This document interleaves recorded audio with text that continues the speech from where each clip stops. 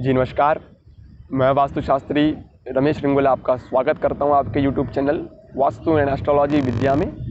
और आज का जो विषय है वह है वृक्षारोपण का महत्व, यानी कि वास्तु के अनुसार आप कौन से वृक्ष, कौन से पौधों को अपने घर पर लगा सकते हैं और वास्तु के अनुसार किनका निषेध, किनका मना किया गया है कि आप ये पौधे अपने घर पर नहीं लगा सकते। कुछ पेड़ों की भी बात करूंगा जो पेड़ लगाने से आपके लिए हानिकारक हो सकते हैं। क्या आवश्यकता होती है हमें वृक्ष लगाने की? वृक्ष लगाने की देखिए, आप जैसे कि जानते हैं कि वृक्ष जो है हमारे वातावरण को शुद्ध करते हैं, इसीलिए वृक्ष रोपण करने की, पेड़ लगाने की हमारे यहाँ आवश्यकता होती है वातावरण को शुद्ध करने के लिए। अब हमारे धर्म आदि शास्त्रों में और पुराणों में ही नहीं अपितु आधुनिक जो विद्वान लोग हैं वह भी मानते हैं कि वृक्षों का रोपण करना बहुत ही आवश्यक है। अब देखिए, वृक्ष जो है हमारे मित्र ही नहीं है, अपितु वह हमको फल देते हैं, फूल देते हैं, कई प्रकार की मेडिसिन देते हैं, लकड़ियां देते हैं। तो और ये सभी नहीं अपितु वर्षा के लिए सबसे ज्यादा उपयोगी वृक्ष ही होते हैं और अशुद्ध वायु को शुद्ध करते हैं और हम तक पहुंचाते हैं। वृक्षों का सबसे महत्वपूर्ण कार्य जो मानव निर्मित जो प्रदूषण है, जिस प्रदूषण को हम खुद ही बनाते हैं, जो मानव निर्मित है, उस प्रदूषण को शुद्ध कर वातावरण को शुद्ध करना अहम भूमिका है,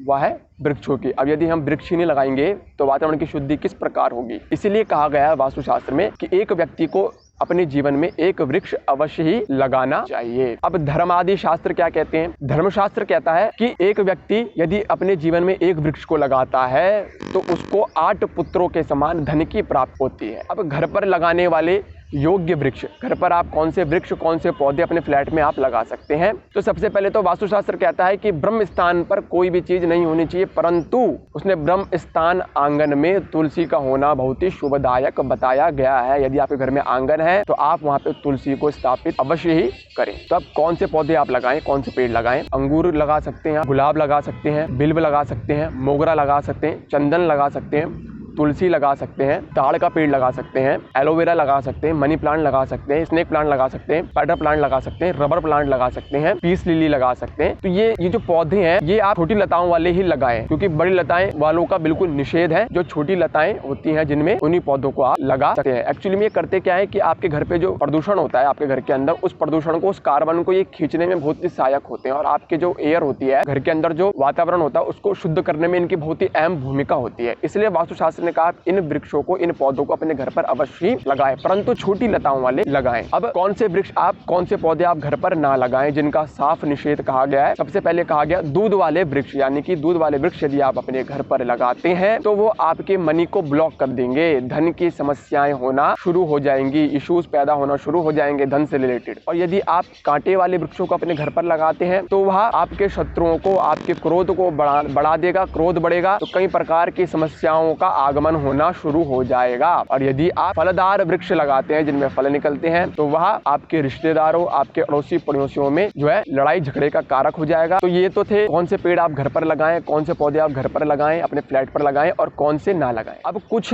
वृक्ष ऐसे हैं, कुछ पौधे ऐसे हैं कि उनकी छाया सुबह 9 बजे के बाद आपके घर पर नहीं पड़नी चाहिए। जैसे कि ऋषि कहता है कि शस्ते चंपक पाटले चकदली जाति तथा केतकी यामा धूर्ध्वमशीष वृक्ष जनिता छाया न शस्ता शुभा, यानी कि चंपक का पेड़, गुलाब का पेड़, केले का पेड़, जाति का पेड़ और केतकी का पेड़ यदि आपके घर के समीप, आपके घर के आसपास है तो उसकी छाया यामा धूर्ध्व, यानी कि सुबह 9 बजे के बाद उसकी छाया आपके घर पर नहीं पड़नी चाहिए। ये पेड़ होना भी जरूरी है क्योंकि ये वातावरण को शुद्ध करने में बहुत ही सहायक सिद्ध हुए हैं, परंतु 9 बजे के बाद इनकी छाया नहीं होनी चाहिए। अब कुछ पेड़ ऐसे हैं जिनका शास्त्रों में उल्लेख बहुत ही खराब माना गया है। यदि ऐसे पेड़ आपके घर पर हैं, जैसे कि केले का पेड़, कदम का पेड़ और पीपल का पेड़ यदि आपके घर पर है तो वहां पे रहने वाला जो घर का मालिक है वो कभी आगे नहीं बढ़ता है। अब कई लोगों के घरों के आसपास बरगद के पेड़ होते हैं, पीपल का पेड़ होता है, तो वो लोग डरते हैं कि ये क्या शुभ है, परंतु वास्तुशास्त्र में लिखा हुआ है कि यदि पीपल का पेड़ पूर्व दिशा की ओर आपके घर से पूर्व दिशा में है तो आपके लिए शुभदायक है। यदि आपके घर की दक्षिण दिशा में